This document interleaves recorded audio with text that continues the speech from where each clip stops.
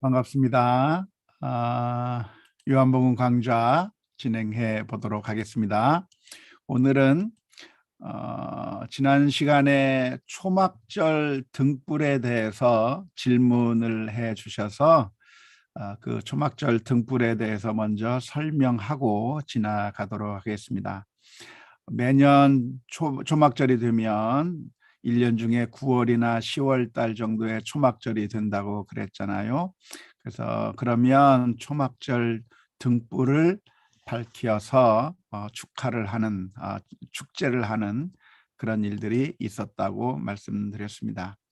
그 초막절 등불은 어디에서 밝히냐면 여인의 뜰이라고 하는 곳에서 성전이라고 하는 것은 맨 밖에는 그 이방인들의 뜰이 있었고요.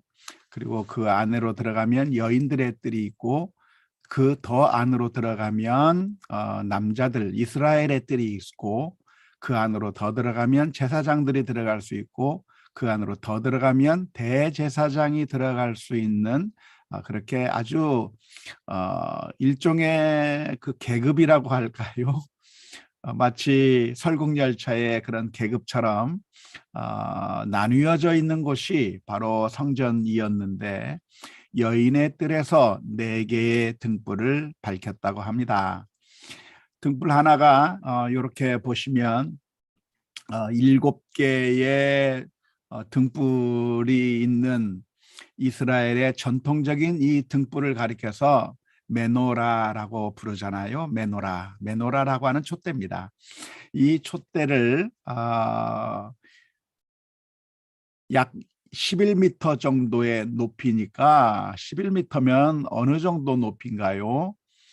한 3층 정도의 높이가 되는 아주 큰 촛대라고 말할 수가 있겠네요.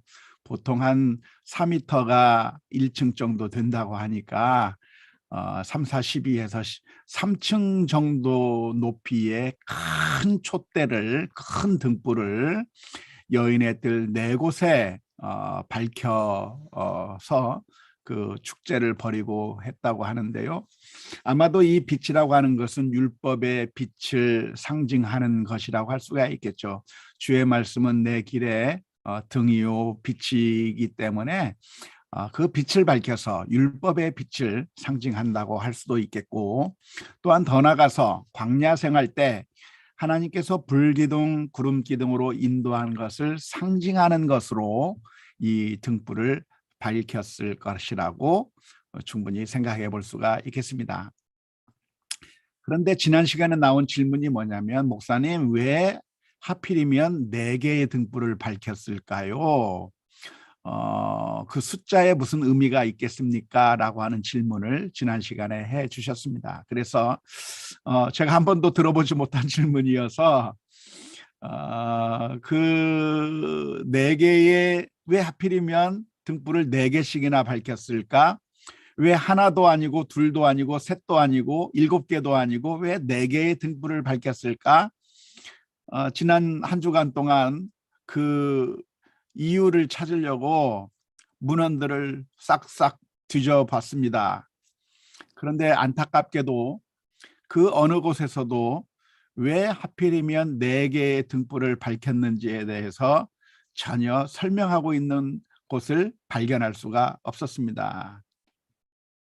그래서 할 수 없이 제가 추측을 해야 했었는데요. 제 추측으로는 이렇습니다. 왜 4개의 등불을 밝혔을까? 그것은 4군데가 있어서 4군데를 밝혔을 거라고 생각을 합니다.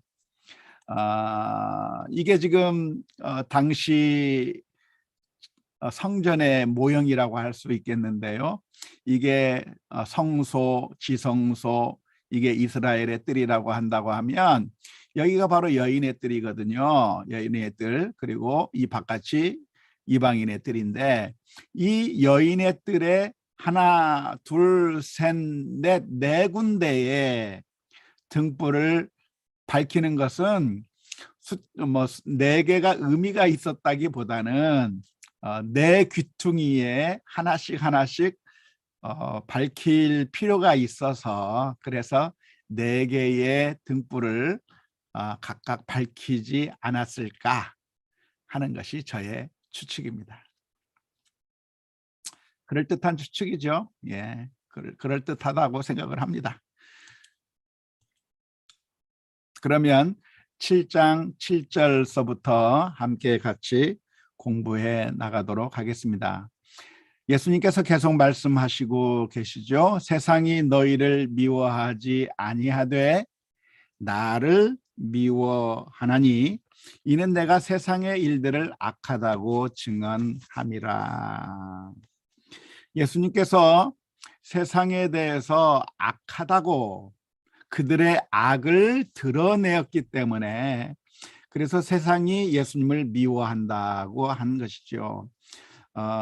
이 세상 사람들은 뭔가 정의를 말하는 것 같고 하나님의 의를 말하는 것 같고 정말 경건하게 사는 것처럼 보이지만 실상은 그 마음속 깊은 곳에 악의 뿌리가 놓여져 있는 것이죠. 우리가 흔히 하는 말로 내로남불이라고 하는 그런 일들이 막 벌어지는 것이 우리들의 모습이고 어느 한 사람 거룩한 사람이 없고 모두가 다 악을 행한 사람들이기 때문에 우리 주님 앞에 가면 주님께서 그들의 그 더러운 모습, 그들의 악한 것들이 주님이 가면 자연스럽게 드러나게 되어 있습니다. 예수님께서 그들의 죄악을 막 이렇게 막 지적해서라기보다는 주님 앞에 가면 자연스럽게 그들의 단점들이 부족한 것들이 수면 위로 드러날 수밖에 없겠는데 그렇게 자신들의 죄가 드러나게 되면 회개하거나 그리고 이렇게 뉘우치는 것이라기보다는 사람들이 오히려 자신들의 죄가 드러나면 오히려 발톱을 내세우고 잡아먹으려고 하는 것이 보통 사람들의 반응이라고 할 수가 있겠습니다. 예수님께서 마태복음 7장 6절 말씀에서 거룩한 것을 또 진주를 개나 돼지에게 던지지 말라고 말씀하셨는데 만일 그렇게 한다고 한다면 돌이켜 너희를 상하게 할까 염려한다고 말씀해 주시기도 하셨잖아요. 그러니까 이렇게 이 개, 돼지와 같은 그러니까 좋은 것을 알아보지 못하고 그런 사람들은 오히려 주님께서 오셔서 그들에게 빛을 비추어 주면 좋은 반응을 보이는 것이 아니라 오히려 공격하고 그 말하는 사람을 죽이려고 하는 그런 반응이 나오는 것이 어쩌면 우리가 흔히 목격하는 일이 된다고 할 수가 있겠습니다. 아무튼 예수님께서 이 세상에 오셔서 하나님의 거룩함을 드러내고 선한 일을 이야기해 줄 때 사람들의 더러운 모습들이 자연스럽게 나타날 수밖에 없었고 그것 때문에 결국 그 사람들이 예수님을 미워하고 심지어 죽이려고 하는 그런 상황에까지 일어났다고 하는 것을 우리가 알 수가 있겠습니다. 7장 8절 그래서 예수님께서 예수님의 동생들에게 말을 하는 겁니다. 너희는 명절에 올라가라. 여기서 명절이라고 하는 것은 바로 초막절을 의미하는 것이고요. 올라가라라고 하는 것은 어디로 올라가라는 얘기인가요? 예루살렘으로 올라가라라고 하는 말입니다. 예루살렘이 고도상으로 훨씬 더 높기 때문이 아니라 예루살렘으로 가는 것을 올라간다라고 표현하고 예루살렘이 아닌 곳으로 가는 것을 내려간다라고 표현을 하는 겁니다. 그게 당시의 어법이죠. 예루살렘으로 명절이 되면 너희들은 예루살렘으로 올라가라라고 이야기한 것입니다. 당시 모든 유대인 남성들은 명절이 되면 예루살렘에 가서 거기서 축제를 지키고 또 제사를 드리기도 하고 성전세도 내고 종교적인 의무를 다한 다음에 다시 고향으로 돌아오는 것이 아주 일반적이었습니다. 매년 우리나라 사람들이 설날이 되고 추석이 되면 고향으로 가는 것처럼 이 당시 유대인들은 명절만 되면 예루살렘으로 가는 것이 아주 루틴으로 늘 반복되는 일인데 이 날에 예수님께서는 나는 올라가지 않겠다. 너희들만 올라가라. 예수님의 제자들에게만 예수님의 그 동생들에게만 그렇게 이야기를 한 것이죠. 그러면서 내가 올라가지 않는 이유를 이야기하는데 내 때가 아직 차지 못했다. 그러니까 나는 이 명절에 아직 올라가지 않겠다고 대답한 겁니다. 때가 찬다고 하는 말은 무슨 얘기입니까? 때라는 것이 추상명사인데 어떻게 추상명사인 이 때가 차게 되는 것이죠. 이것은 비유적으로 이야기하는 것이죠. 달이 차는 것처럼 달이 조그만 초승달에서부터 점점 차올라서 꽉 찬 달이 되는 것처럼 예수님의 시간이 점점 차올라서 꽉 찰 때까지 완성될 때까지 지금 그래서 적절한 타이밍이 아니다 이 말이죠. 아직 내 때가 이르지 않았기 때문에 차지 않았기 때문에 나는 그 예루살렘으로 아직 올라갈 때가 아니라고 예수님께서 말씀해 주신 것이죠. 하지만 이 말씀은 한편으로 보면은 일구이연한 셈이 되어 버렸습니다. 왜냐하면 바로 그 뒤에 보면 예수님께서 예루살렘으로 올라가시게 되는 것을 보게 되기 때문에 그렇습니다. 아무튼 7장 9절 말씀에 보면 이 말씀을 하시고 갈릴리에 머물러 계시니라라고 표현합니다. 그러니까 예수님께서는 형제들이 초막절에 예루살렘으로 올라갔을 때 예수님께서는 함께 가시지 않고 갈릴리에 그냥 머무르시면서 갈릴리에 계셨는데 얼마나 오랫동안 그 갈릴리에 계셨는지는 알 수가 없습니다. 아무튼 며칠 형제들이 예루살렘으로 올라가면 초막절 날 가는 게 아니고 초막절부터 며칠 전부터 올라가는 거죠. 왜냐하면 초막절 축제를 지키기 위해서는 갈릴리에서 유대 예루살렘까지 가는 거리가 약 3일 정도 걸리니까 적어도 3일 이전에는 3일이나 4일 전에는 미리 출발해 가지고 축제 늦지 않게 도착해서 그래서 축제를 지키고 명절을 지키게 되겠는데 아무튼 형제들이 올라갔지만 예수님께서는 그냥 갈릴리에 계셨습니다. 얼마나 오랫동안 계셨는지는 알 수가 없습니다. 그런데 얼마간 계시다가 7장 10절 말씀에 보면 예수님께서 마음을 바꿔먹으십니다. 그 형제들이 명절에 올라간 후에 자기도 올라가시되 나타내지 않고 은밀히 가시니라 라고 말씀하고 있습니다. 그렇다고 한다면 내가 이 명절에 아직 올라가지 않겠다고 하는 말의 의미가 무엇이었을까요?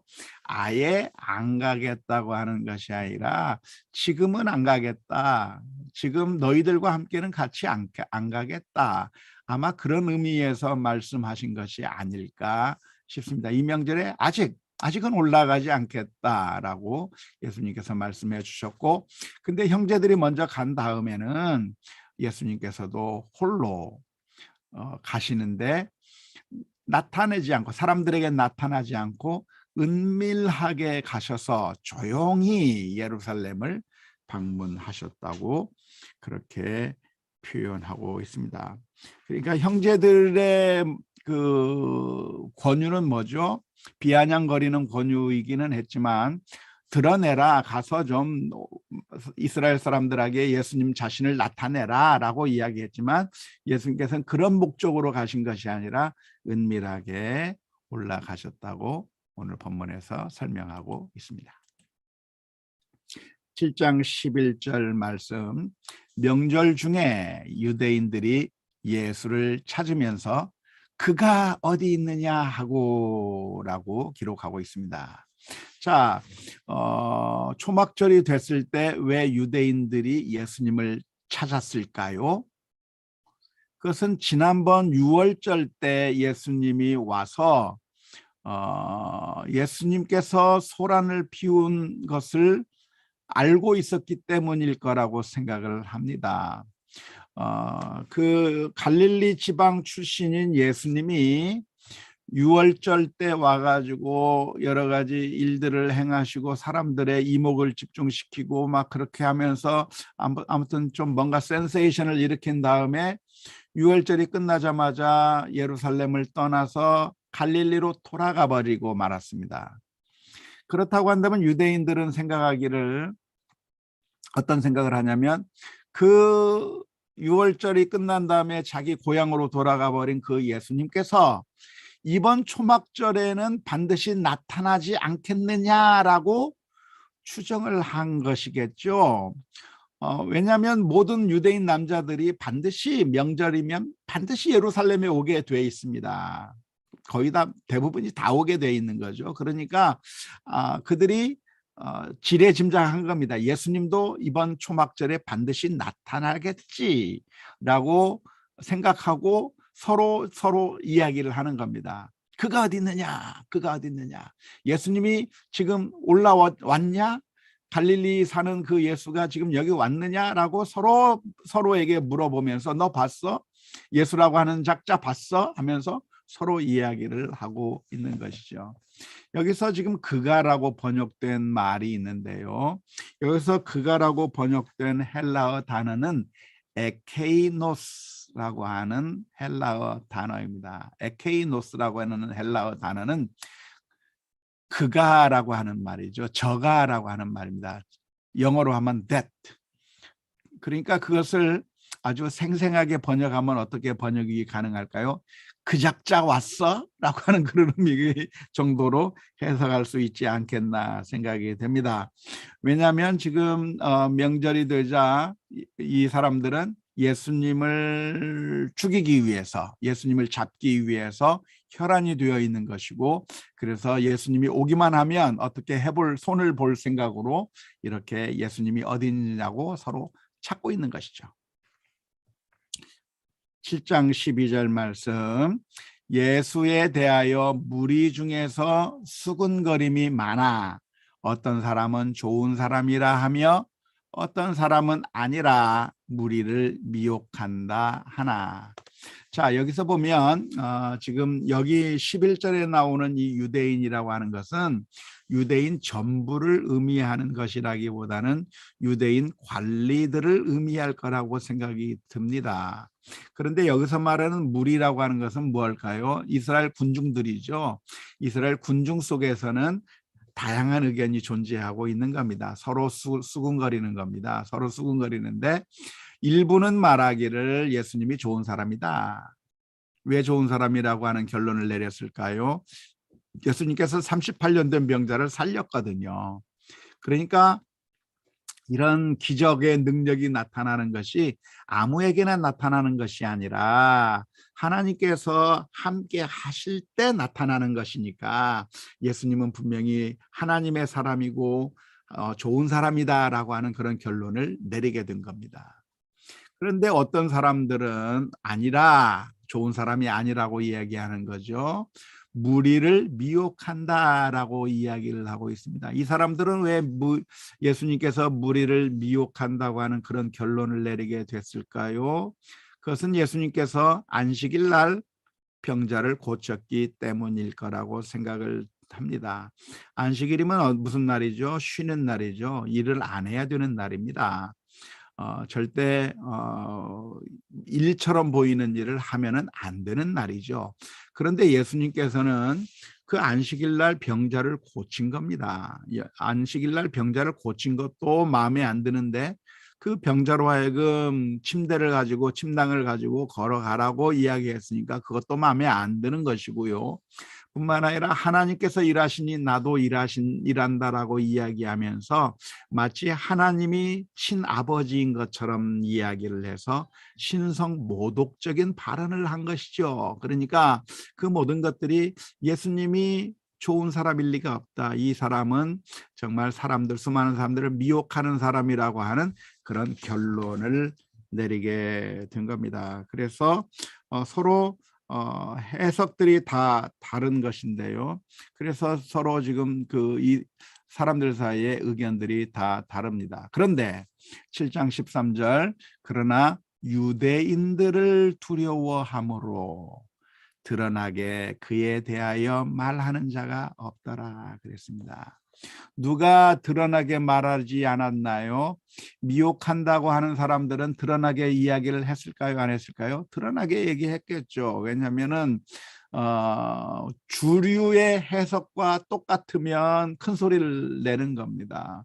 예수님은 이것은 나쁜 사람이야. 예수님이 이거 사람들을 미혹하고 있어. 순 가짜 선지자야 라고 하는 말은 지금 당대에 널리 퍼지고 있는 그런 주류의 해석인 겁니다. 그러니까 그 사람들은 드러내서 이야기를 하는 것이죠. 하지만 소수의 무리가 있습니다. 어떤 사람들은 예수님이 좋은 사람이다. 하나님께서 보내신 사람이다. 예수님은 하나님의 선지자다. 이런 긍정적인 반응을 보이는 사람들은 드러나게 그에 대하여 말할 수가 없었던 것이죠. 왜냐하면 주류의 해석과는 정반대의 해석을 하고 있기 때문에 그렇습니다. 최근에 본 넷플릭스 드라마 지옥이라고 하는 영화가 있는데요. 드라마가 있는데요. 거기에 보면 새 진리회라고 하는 곳에서 사람들이 죽음의 고지를 받아 죽는 것은 그것은 신의 심판을 받는 것이다. 악을 행한 사람들이 신의 심판을 받는 것이라고 하는 해석을 내놓습니다. 그리고 그 해석을 수많은 사람들에게 강요시키는 거죠. 그것을 받아들이게 만드는 거죠. 그래서 그 새진리회가 어떤 일종의 권력 같은 것을 쟁취하게 되는 것이죠. 하지만 그 새진리회의 해석에 반대하는 그럴 리가 없다고 생각하는 사람들이 등장하게 됩니다. 민혜진 변호사 같은 사람들이죠. 왜냐하면 갓난아기가 죽는 모습을 보면서 갓난아기에게도 죽음의 고지가 왔다고 하는 걸 보면서 이것은 신의 심판이 아니야 라고 하는 소수의 의견을 이야기하는데, 이 소수의 의견을 이야기하면 새진리회의 그 해석이 무너지기 때문에 어떻게 하냐면 그 해석을 없애버리려고 하는 거죠. 다른 해석을 용납하지 않으려고 하는 일들이 벌어지는 것이죠. 그런 일들이 오늘날에만 있는 것이 아니라 2000년 전 유대 땅에서도 있었던 겁니다. 여기서 말하는 유대인들이라고 하는 것은 여기도 그렇고 11절의 유대인도 그렇고 13절의 유대인도 그렇고 이건 유대인 관리들을 의미하는 것으로 보겠는데요. 유대인 관리들이 예수님을 나쁜 사람이라고 규정하고 저 사람 나쁜 사람이야 라고 규정을 내린 겁니다. 근데 그 사람에 대해서 다른 아닌데 저 사람 나쁜 사람이 아닌데 라고 하는 말을 함부로 내세우기가 정말 어려운 것이죠. 이 사회가 그렇지 않습니까? 어떤 한 사람들을 낙인 찍어버리고 저 사람은 불의의 사람이고 저 사람은 나쁜 사람이라고 낙인 찍어버리고 어떤 사람은 공의의 화신이라고 이렇게 높여시켜 세우면 그 해석에 반대하는 의견을 내기가 굉장히 어려운 게 오늘날 우리들의 모습이 아닙니까? 이와 마찬가지로 당시에도 유대인들을 두려워함으로 사람들이 예수님에 대해서 드러나게 말하는 자가 별로 없었다라고 이야기를 해주고 있습니다.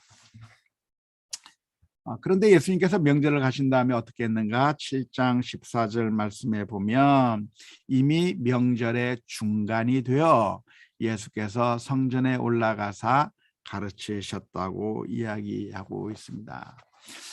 명절의 중간이 됐다고 하는 이야기는 아마 초막절이 시작되고 3, 4일 정도 지났을 때를 의미할 거라고 생각이 듭니다. 초막절이 약 8일 정도 진행한다고 했잖아요. 첫 번째 날과 맨 마지막 날이 대성회로 모이는 것이고 그래서 총 8일 동안 진행이 되는데 이미 명절의 중간이 됐다고 했으니까 아마 3일이나 4일 정도 지났을 때에 예수님께서는 그동안에는 조용히 예루살렘에서 사람들 눈에 띄지 않게 이렇게 행동하시다가 이번엔 또 한 번 예수님께서 마음을 바꾸셨어요. 이번에는 드러나게 하지 않으면서 있다가 지금은 이제는 성전에 올라가서 거기서 가르치기 시작한 겁니다. 가르치기 시작하면서 이번에는 사람들 앞에 드러내놓고 이야기를 하는 모습으로 변경되어 버렸습니다. 그래서 오늘 이 7장의 말씀을 읽으면서 사람들이 많이 질문을 던지게 되는 거죠. 예수님 왜 이랬다 저랬다 변덕이 심한가? 왜 이런 식으로 행동하시는가라고 질문을 던질 수가 있겠습니다만은, 근데 예수님이 사실은 이런 식으로 반응하신 것이 이번이 처음이 아닙니다. 맨 처음에 보여주었던 반응이 어떤 반응이었죠? 가나의 혼인잔치에서부터 있었습니다. 가나의 혼인잔치에서 포도주가 떨어졌다고 하는 이야기를 예수님의 어머니 마리아가 예수님에게 전해주는 것이죠. 그랬더니 예수님께서 거절하는 듯한 대답을 하십니다.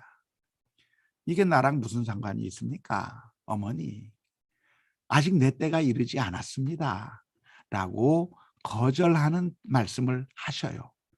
그런데 조금 있다가 마리아가 하인들에게 신신당부를 해서 예수님이 말하는 대로 해라 라고 그렇게 이야기하고, 그렇게 하니까 예수님께서는 그 하인들에게 명령을 합니다. 가서 물통에다 물을 떠와라. 그리고 그 물을 다시 연회장에다 가져다 주라고 하면서 결국 포도주를 만들어 주셔요.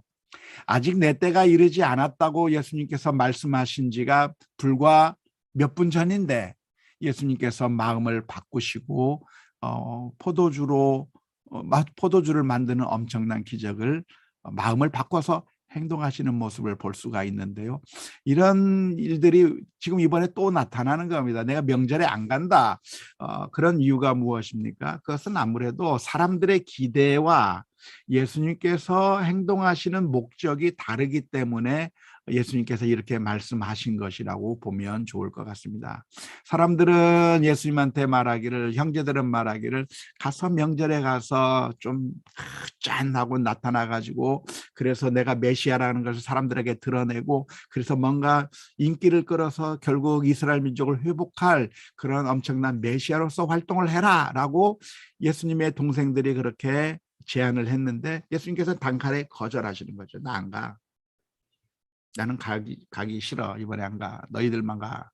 라고 말씀을 하신 후에 은밀하게 가셨다가, 그리고 또 말씀하시고 하는 것은 예수님께서 그들의 형제들의 요구대로 움직이시는 것이 아니라 우리 주님께서 계획하신 목적과 계획에 맞추어서 움직이시기 위한 그런 모습을 보여주는 것이 아닐까, 그런 생각을 하게 되는 것입니다. 15절 말씀이죠. 유대인들이 놀랍게 여겨 이르되 이 사람은 배우지 아니하였거늘 어떻게 그를 아느냐라고 하는 반응이 나왔습니다.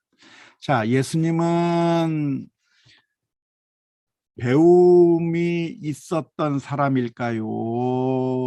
그 누구한테 배우지 않은 채 모든 것을 다 아신 분이었을까요?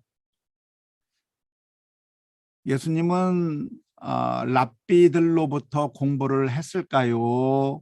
랍비한테 전혀 공부를 하지 않은 채 그냥 예수님이 하나님이시니까 그냥 스스로 이렇게 가르치실 수가 있었을까요?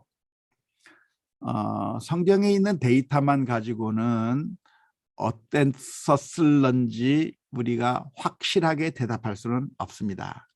하지만 아마도 예수님께서는 율법을 배웠을 것이고 랍비들한테 랍비의 교육을 받았을 것이고, 그리고 그런 훈련들을 잘 받아서 랍비로 이렇게 랍비의 위치에까지 올라가는 그런 과정들이 있었을 것이라고 추측하는 것이 가장 자연스러울 겁니다. 완벽한 하나님이시면서 동시에 완벽한 인간이셨던 우리 주님께서는 어려서부터 부모님들로부터 이런저런 교육을 받으셔야만 했었을 것이고, 뿐만 아니라 율법을 회당에 가서 배우고 선생님들로부터 배우고 하는 그 과정들이 예수님에게 분명히 있었을 것이라고 추측해 볼 수가 있습니다. 그러니까 예수님에게 배움이 있었느냐면 배움이 있었을 거라고 보는 것이 가장 자연스러운 해석일 거라고 생각을 합니다. 그런데 7장 15절에서 유대인들이 깜짝 놀라면서 이 자가 배운 적이 없는 사람인데 어떻게 이렇게 말을 잘하지? 어떻게 이렇게 글을 완벽하게 꿰뚫고 있지? 정말 대단한 가르침을 하고 있지? 하고 깜짝깜짝 놀란 이유는 뭐냐? 그것은 그들의 생각이었을 거라고 생각을 합니다. 우리는 주장과 사실을 혼동하면 안 되는데요. 유대인들이 예수님은 배우지 못한 사람이다라고 주장한다고 해서 정말로 예수님이 안 배운 사람이라고 결론을 내릴 수는 없는 겁니다. 누군가 주장한다고 해서 그게 사실이 되는 건 아니죠. 우리 일반 대화에서도 마찬가지인데요. 누군가 주장을 하면 우리는 항상 어떻게 생각해야 되냐면 그건 저 사람의 주장이구나. 저 사람의 생각이구나라고 생각해야지 누군가 주장을 하면 그게 사실이구나라고 함부로 결론을 내려서는 안 되는 것이잖아요. 그러니까 사람들이 주장한다고 해서 그 주장이 항상 사실이라고 생각하면 안 된다고 생각하는데요. 예수님은 배우지 아니한 사람이 아니라 사실은 배운 사람입니다. 예수님의 제자들도 사도행전에 보면 이 사람들이 배우지 아니한 사람들인 걸 학문이 없는 범인들인데 이렇게 말을 잘해라고 놀라는 장면이 나오는데요. 그 말을 보면서 많은 사람들이 베드로는 무식장이다 뭐 그런 식의 결론을 내리는 경우가 많이 있는데요. 꼭 그렇게 볼 필요가 없습니다. 배우지 않았다는 얘기는 그 사람들의 생각이고 그 사람들의 주장이지 실제로 배웠느냐 배우지 않았느냐는 다른 문제인 겁니다. 근데 예수님께서 실제적인 정규 수업을 했었을 거라고 충분히 생각해 볼 수가 있겠는데요.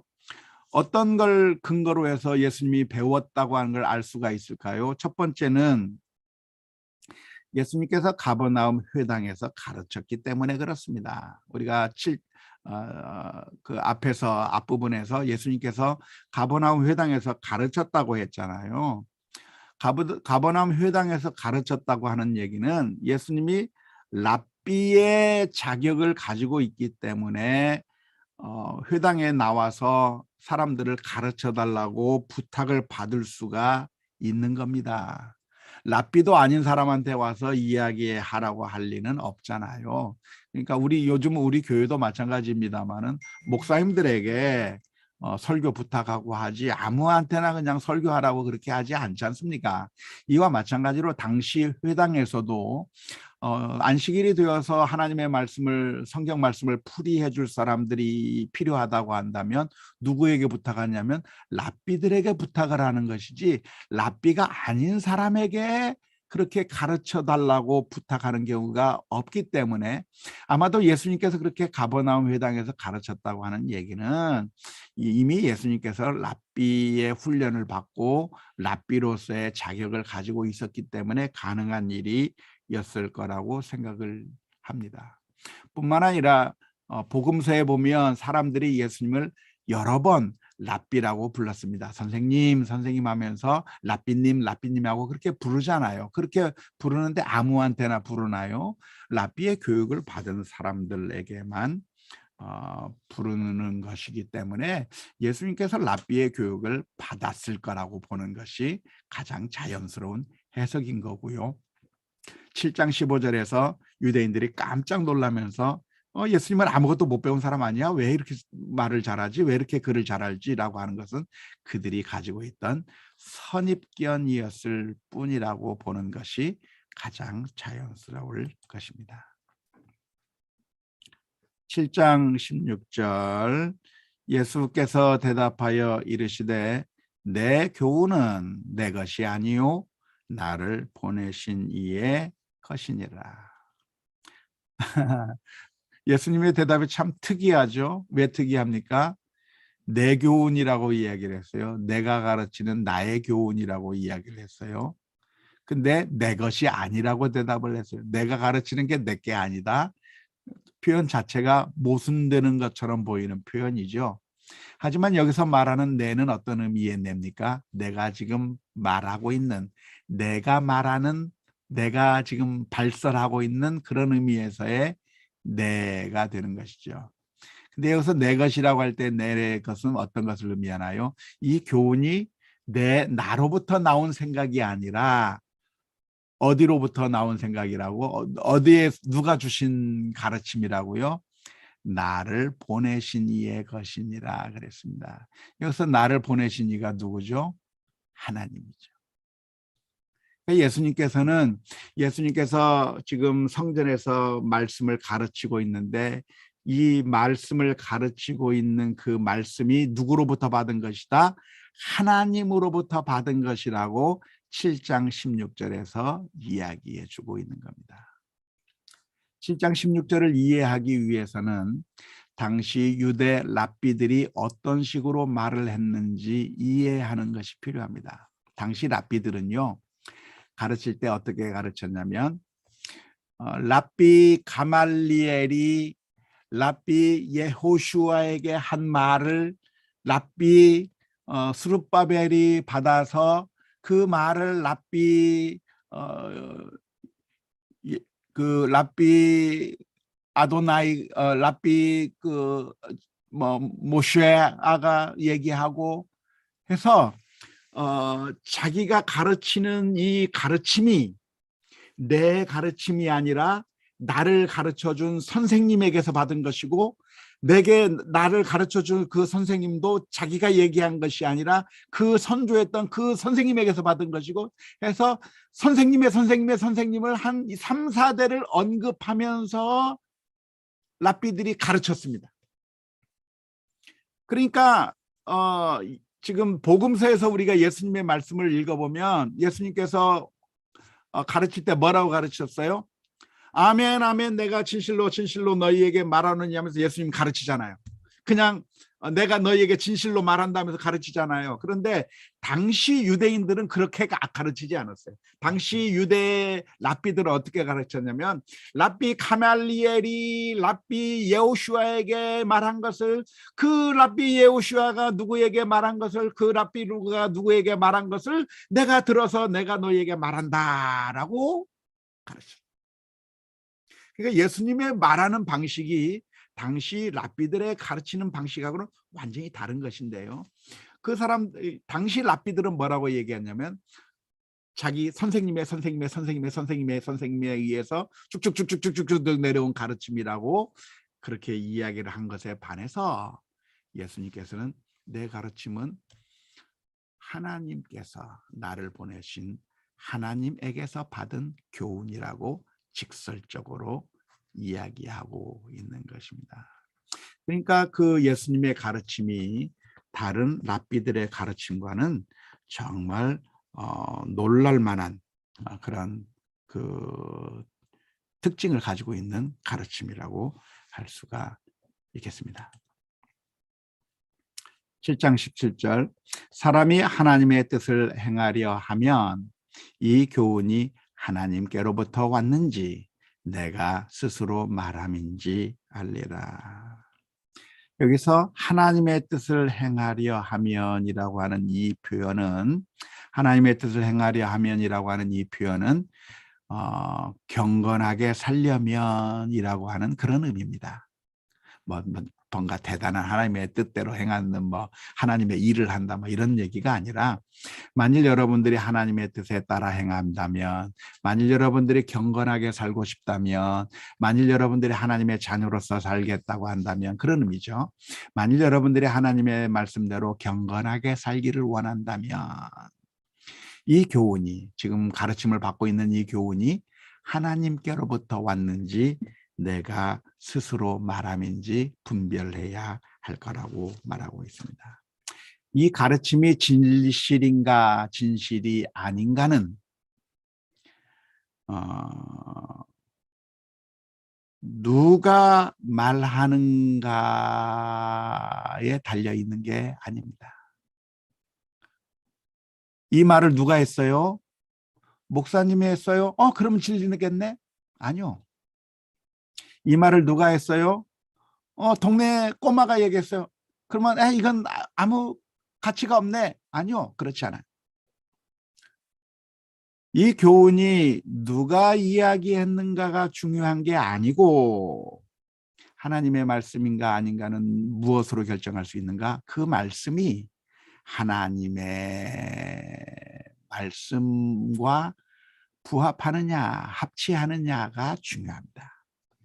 이 교훈이 하나님의 말씀인지 하나님의 교훈인지 아니면 사람의 교훈인지를 분별하는 것이 중요하다고 볼 수가 있겠습니다. 물론 예수님의 말씀은 다 100% 하나님의 말씀이겠죠. 하지만 우리가 지금 교회에서 들리는 말씀들, 우리가 극동방송을 들으면서 듣게 되는 말씀들, CBS 설교방송을 통해서 듣는 말씀들, 유튜브에 떠돌아다니는 이런 말씀들, 그런 말씀들을 들을 때 저건 유명한 목사님이 말하는 거니까 맞는 얘기겠지 라고 결론을 내리면 안 되는 겁니다. 안타깝게도 아무리 훌륭한 목사님이라고 할지라도 잘못된 메시지를 전할 수가 있습니다. 왜 잘못된 메시지를 전할 수 있나요? 첫 번째는 실수로 잘못된 메시지를 전할 수 있고요. 두 번째는 의도적으로 잘못된 메시지를 전할 수 있습니다. 하나님의 말씀과 자신의 탐욕을 교묘하게 섞어서 이야기할 수도 있습니다. 그렇기 때문에 그 말씀이 누가 이야기했는가? 총회장이 얘기하면 맞는 말인가? 아니요. 누가 우리 집 꼬마애가 얘기하면 그건 신경 안 써도 되냐? 아니에요. 누가 이야기했는가가 중요한 것이 아니고 과연 이 말씀이 하나님의 말씀인가, 하나님께서 의도하신 말씀인가를 분별하는 것이 중요하다. 사람의 말이 아니라 하나님께서 원하시는 말씀인가를 분별하는 게 중요하다고 예수님께서 말씀해 주셨습니다. 벌써 시간이 많이 흘렀습니다. 이것으로 오늘 제가 준비한 것은 마치도록 하겠는데요. 이제 우리 서로 이야기를 나누어 보도록 하겠습니다. 오늘은 어서 오십시오.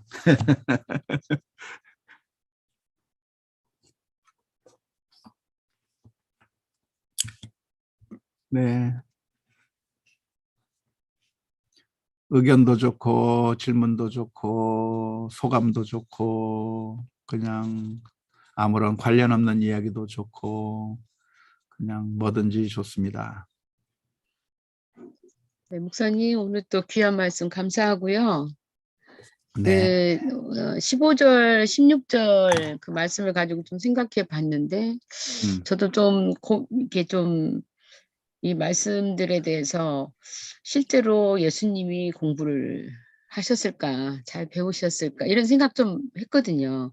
네. 그런데 16절에 보면 예수님이 교훈은 내 것이 아니고 나를 보내신 이의 것이다. 그렇기 때문에 배우시지 않으셨어도 항상 보고 들으신 것을 말씀하시고 또 사람들이 놀랄 수 있는 거는 또 거기에 권위가 있으시고 또 실제로 그런 능력이 있으셨기 때문에 놀랄 수 있고 또 예수님이 특별히 배우지 않으셨어도 잘 가르치실 수 있을 것이다라는 생각이 들었거든요.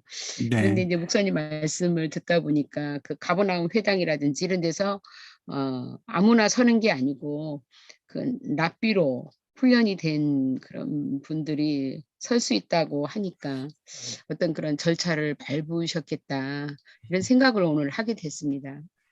네, 예수님은 뭐 배워야만 말씀하실 수 있는 분은 아니죠. 네. 배워야만 말씀하시는 분이 아니고 예수님 자신이 진리이고 음. 예수님께서 가장 완벽하신 말씀을 우리들에게 해주시는 것이 맞죠. 그건 맞습니다. 하지만 예수님께서 태어나서 어려서부터 이렇게 점점 자라는 그 과정 가운데 랍비로부터 교육을 받는, 그래서 정규 과정을 다 이렇게, 그래서 랍비로 올라가는, 랍비가 되는 그런 과정이 전혀 없었을까라고 하는 그런 질문을 던진다고 한다면 아마도 있었을 거라고 추측하는 것이 없었을 것이라고 추측하는 것보다 훨씬 더 설득력이 있다고 생각이 들어요. 예를 들자면 예수님께서는 세례 요한에 가가지고 뭘 받아요? 세례를 받아요. 네. 받을 필요 있어요, 없어요? 없어요. 없어요. 없는데도. 없는데도 그 절차를 통과하셨어요, 예수님께서는. 그렇다고 한다면 예수님께서도 어렸을 때는 어머니 부모님들로부터 가르침을 받았을 것이고, 그리고 또 교육 과정을 거쳤을 것이고, 우리 보통 인간들이, 모든 인간들이 이 어렸을 때 거치는 그 과정을 예수님께서 우리와 똑같이 거쳤다고 보는 것이 가장 자연스러운 해석이 아닐까 싶은 것이고요. 그런 것을 거쳤기 때문에 회당에서 받아주는 것이죠. 그런 게 없었다고 한다면 받아줄까요? 랍비라고 부를까요? 예. 그 예수님의 30세까지의 그런 생애에 대해서 좀 예. 기록되어 있는 그런 것들이 있을까요? 기록된 게 거의 없고요. 음. 그 예수님의 어린 시절에 있었던 일들을 기록한 책들이 조금 있습니다. 예를 들자면 뭐 예수님께서 뭐 무슨 어렸을 때 기적을 베풀었다든가 그런 내용들이 써 있는 그런 그 의경이라고 할까요? 그러니까 그 당시, 그러니까 그 1세기보다는 좀 이후의 책들일 거라고 생각이 드는데, 한 2세기, 3세기 뭐 이때 나온 책들 그들을 보면 예수님께서 어렸을 때 무슨 기적을 베풀기도 하고 뭐 하기도 하고 하는 그런 신비한 이야기들을 기록한 것들이 있는데, 그것은 이제 정경이 아니고 그냥 전설처럼 나오는 거기 때문에 그것은 우리가 인정하지 않는 내용들이죠. 그래서 예수님에 대한, 어린 시절에 대한 이야기는 없어요. 그래서 어떤 분이 이제 말하기를 예수님이 어렸을 때 회당에서 랍비 교육 받기 전에 예루살렘에 가가지고 예루살렘 그 스승님들하고 이렇게 대화를 하면서 랍비한테 교육을 받지 않았어도 그때 그 사람들을 깜짝 놀라게 한 일이 있거든요. 그것은 이제 제가 말씀드렸다시피 그 예수님은 누가 가르쳐 주지 않더라도 예수님 자신이 하나님이시기 때문에 다 완벽한 진리의 말씀을 하실 수 있는 분이고, 배워야만 하실 수 있는 분은 아니에요. 완벽하게 하실 수 있는 분이에요. 하지만 그 과정들이 전혀 없이 그냥 인간의 과정이 전혀 하나도 없는 상태에서 이렇게 자라신 것이 아니라, 어렸을 때 갓난 아기로부터 엄마의 그 젖을 먹고 자라야 되는 그 갓난 아기 시절서부터 점점 자라가지는 그 인간적인 과정이 없었다고 말할 수는 없다라고 이야기하는 것이죠.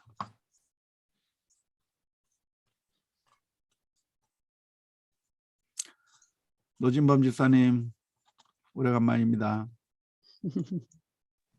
네, 반갑습니다. 자주 네. 참여하지 못해서 죄송합니다. 오늘 저기 그 정현주 권사님이 어디 가시나 봐요? 아, 네, 지금 기도 모임이 있어서 아, 저기 예. 소양에 네, 가야 되는데 저도 네, 가면 좋은데 전 야간에 근무가 있어가지고 저는 못 가고요. 아, 네, 그래서 정윤주 권사만 그게 예. 네, 아준이 학교 그쪽 뭐, 그 학부모들 한 달에 한 번씩 기도 모임이 있어서 예. 네. 저는 네 오늘 말씀 참 잘 감사하게 잘 들었는데요. 약간 13절에 보면은 저기 그 예수님을 좋은 사람으로 생각했던 사람들도 그 유대 관리들을 두려움으로 드러나게 말하는 자가 없었다 이런 말을 듣고 아 나도 예수님에 대해서 당당하게 말하지 못하는 그런 사람은 또 아닌가 하는 또 그런 생각을 좀 했고요. 요즘 뭐 이번에 또 그 코로나 그 오미크론인가요? 그 변이 발생하는 것도 뭐 저기 또 선교사 목사님이신가요? 선교 다녀오셨던 목사님의 뭐 처음에 그런 것으로 인해서 또 발생했다는 얘기가 들리면서 이제 아무래도 직장에서 또 알고 있으니까요. 기독교인 이걸 알고 있으니까 다들 지나가면서 이렇게 한마디씩 하더라고요. 그런데 뭐 그것에 대해서 이제 뭐 지혜롭게 대처해야 되는 것도 분명히 맞지만은 지혜롭게 대처하기보다는 좀 비굴하게 예, 말하지 뭐, 못하는 건 아닌가 싶어서 예. 예, 뭐 우리가 무모할 필요는 없죠. 무모할 필요는 없고 항상 뱀같이 지혜롭게 행동해야 되는 것이니까요. 우리가 이제 주님을 확실하게 믿고 정말 그 확신을 가지고 있다고 하는 것이 그냥 분위기 파악 못하고 그냥 무조건 막 소리 지르고 담대하게 얘기한다고 하고 하는 것이 아니라 지혜롭게 잘 해야죠. 지혜롭게 잘 해서 아무튼 이 세상이 뭐 이렇게 쉬운 세상은 아니고요. 크리스찬으로 살아가는다는 것 자체가 쉽지 않은 것이고 힘든 일입니다.